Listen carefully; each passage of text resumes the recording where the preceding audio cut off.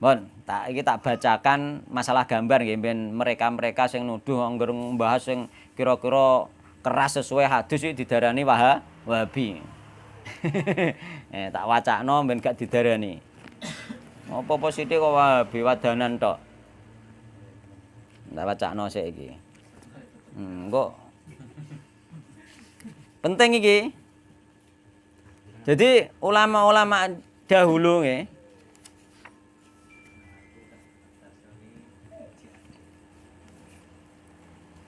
tak tengeri mang halaman piro?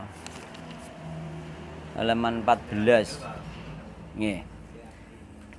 Jadi di halaman 14 nggih.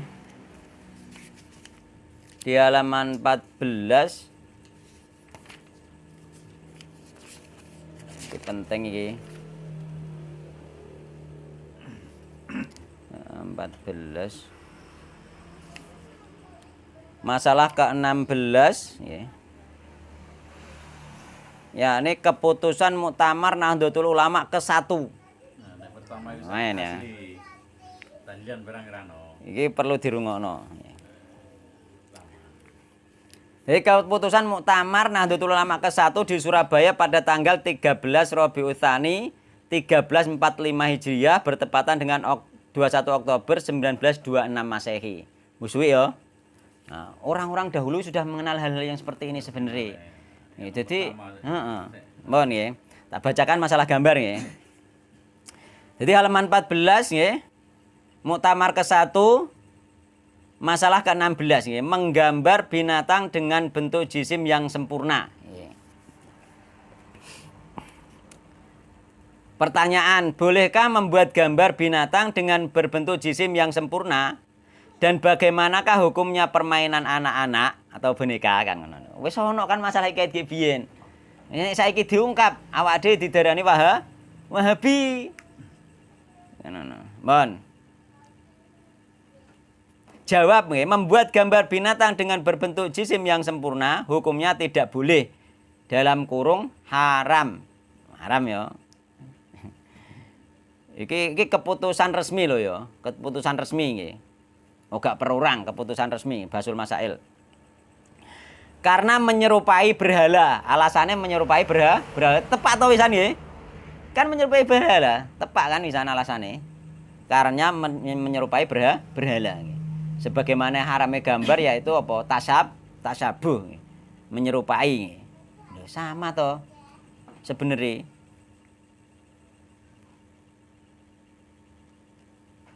Adapun permainan anak-anak boneka hukumnya boleh.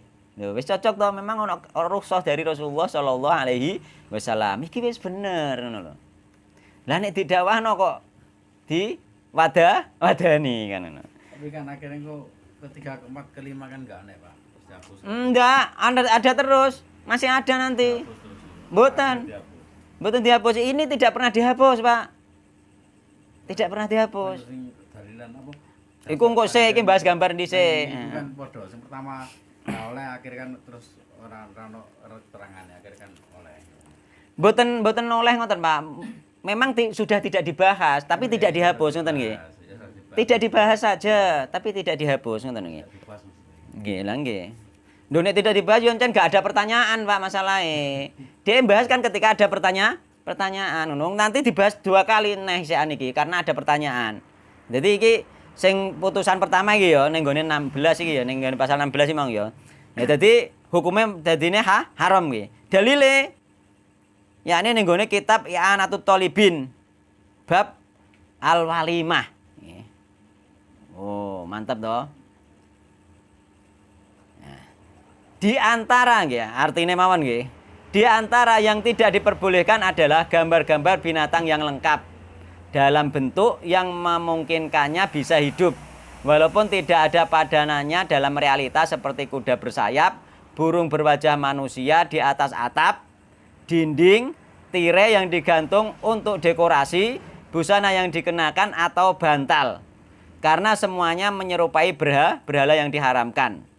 Namun boleh menggambar mainan anak-anak putri karena Aisyah pernah bermain boneka di hadapan Rasulullah Shallallahu Alaihi Wasallam. Wis lurus toh. Nah, Iki putusan yang pertama nggih. Ada lagi tak tengeri. Nggih. Iki rong bahas foto iki. Enek kok bahas foto. Mergo ada muktamar lagi, ada yang menanyakan tentang foto kan ngoten nggih. Bon. Halaman 195. Masalah gambar ini nggih sing tadi muktamar pertama dibahas lagi muktamar ke 13. Muktamar ke-13 dibahas lagi. Jadi pertama sampai ke-13 baru ono pertanyaan meneh tentang gambar nih. Jadi keputusan muktamar nggih. Nahdlatul Ulama ke-13 di apa Menes ya apa? Menes Banten pada tanggal 13 Rabiul Tsani ning Banten nggih. 1357 Hijriah bertepatan dengan 12 Juli 1938 Masehi. Oh, iso suwi aku rong lahir. Wis dibahas wis geger gampangane ya. Wis geger. Aku rong lahir wis geger iki. Nah.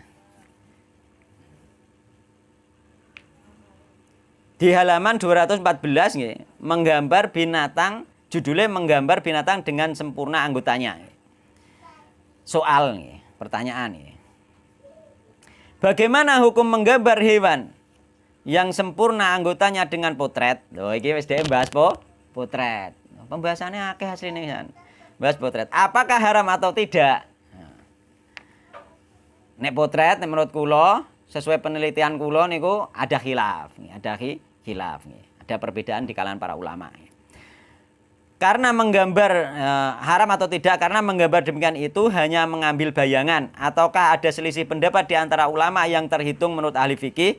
Kalau dikatakan boleh, apakah hanya menggambarnya saja atau juga memindahkan gambar dari film ke kertas mengharap keterangan, mudah-mudahan Allah memberi pahala? Jawab, bahwasanya menggambar hewan atau hayawan yang sempurna anggotanya dengan potret, begitu memindahkan gambar dari film ke kertas itu hukumnya haram dengan tidak terdapat khilaf yang terhitung. Malah ngono. Gak diarani khilaf jadi haram. Iya. Piye jalan. Padahal kita sendiri setelah dikaji ada khilaf masalah foto nggih. Iki ning kene ngono. Cuma dilanjutno nggih. Haram dengan tidak terdapat khilaf yang terhitung, demikianlah putusan muktamar ke-13, tetapi konferensi besar sebagai pengganti muktamar ke-22 membicarakan putusan tersebut secara mendalam, maka bisa mendapatkan khilaf yang terhitung oleh ulama fikih yang mengatakan bolehnya menggambar hewan dengan potret sebagaimana tersebut dalam majalah Nurul Islam jilid ke-10 nggih. Nurul Islam ke-10 jilid pertama ngoten. Jadi akhirnya ning gone konferensi apa muktamar ke-22 mengatakan boleh pakai potret itu ada khilaf. Ada yang mengatakan boleh, ada yang mengatakan tidak boleh. Nah iki sing kita tahu. Memang sing pisanan malah tak terhitung, gak ono khilaf jare. Mohon. Keterangan dari majalah Nahdlatul Islahiyah halaman 264 juga memindahkan gambar dari film ke kertas mengharap keterangan, mudah-mudahan Allah memberi pahala. Iki diterangno meneh ning gone kitab apa? Ning gone majalah An-Nahdiyah Al-Islahiyah nggih. Halaman 264. Ketetapan yang menyeluruh adalah bahwa pengambilan gambar dengan tustel atau fotografi hukumnya sama persis seperti menggambar dengan tangan. Oh, keras toh? Padahal tidak sama. Iku bayangan yakni asli. Ambekan kreasi tangan itu beda, ini malah disamakan. Kurang hebat ya piye. Gitu. Lho justru malah iki engko nek sing nuduh Wahabi iki malah sing Wahabi malah dadine. Iki dhek Wahabi dhewe. Akhire nek cara capondo nek muni mankola ya fa'ala, wong sing ngomong ya iku sing lakoni. Kan ngono. Mankola ya fa'ala, sing ngomong sing lakoni, asline dhek yo mengakui kuwi tapi cuma hilang karena tidak disiarkan. Ilmune iku hilang, tertutupi dengan kemodernan karena apa? Tidak disiarkan. Harusnya kan diusung disiarkan. Seandainya disiarkan luar biasa.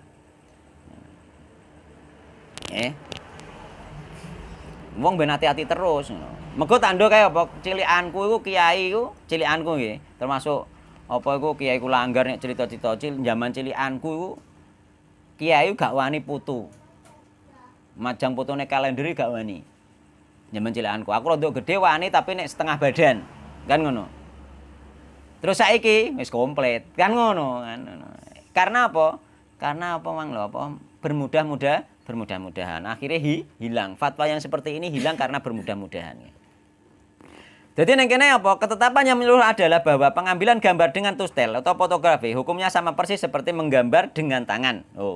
Maka haram bagi setiap mukmin mempergunakan tustel untuk mengambil gambar dan haram pula mengusahakannya kepada orang lain untuk mengambil gambar.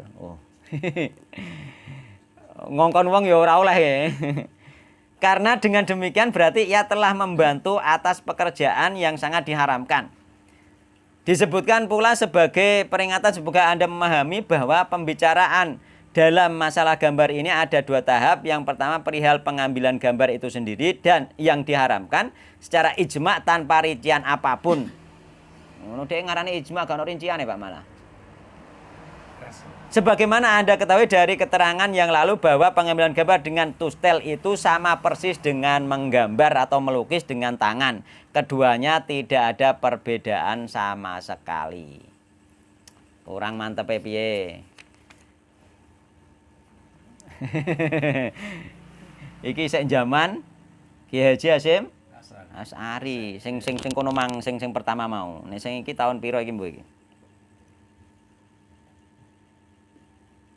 Bon. Golek nene ya. Terus kemudian dilanjutkan masalah gambar itu masih ada pertanyaan lagi nggih. Ada pertanyaan lagi pada muktamar ke-14. Yakni di Magelang pada tanggal 14 Jumadil Ula. Iki tokoh-tokoh ngumpul kabeh ngono lho maksudnya. Mutusno. Wis gegere ra kaprah ngono.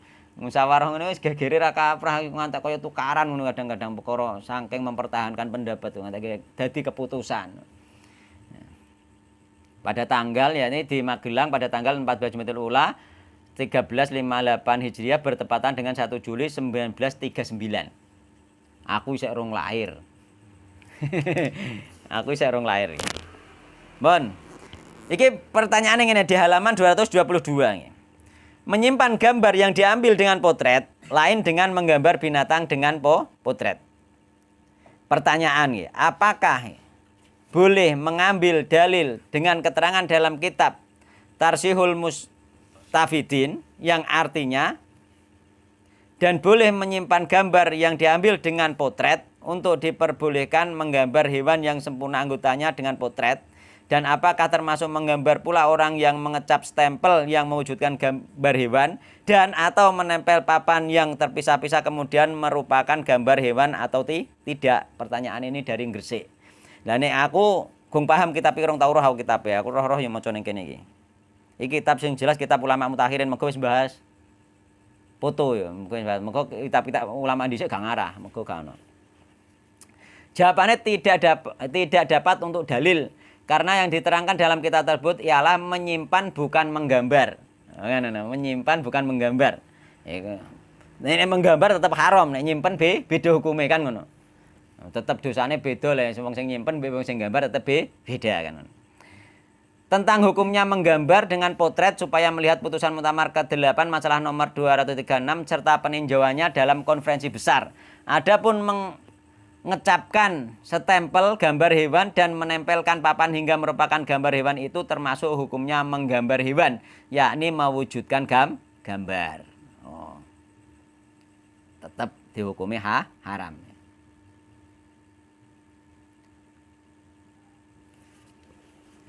Jadi keterangan meneh dari kitab Al-Ambek Komus Marbawi. Dalam Al-Jawabus Sofi disebutkan menggambar atau melukis itu adalah mewujudkan lukisan. Yakni bahwa si pelukis mewujudkan lukisan binatang dengan pekerjaan dan karyanya.